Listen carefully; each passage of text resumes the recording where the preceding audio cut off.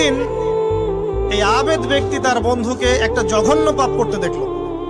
এমন একটা পাপ যেটা দেখে তার মনে ধারণা আসলো এটা চরম জঘন্য একটা কাজ।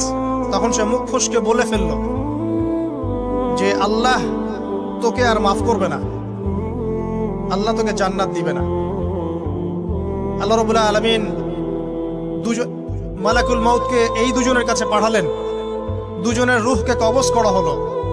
এবার আল্লাহ পাক তার সামনে তাদেরকে উপস্থাপন করে বললেন যে তোমাকে আমার রহমত সম্পর্কে কে গ্যারান্টি দিয়েছে যে আমি কাউকে রহমত করব কি করব না?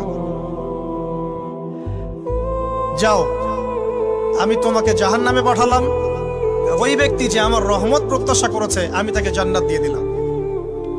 দেখুন, এই হাদিসটা শুনলে মনে হয় বাহ্যিক হয়তোবা মুখের একটা কথার কারণেই সে জাহান্নামে চলে গেল।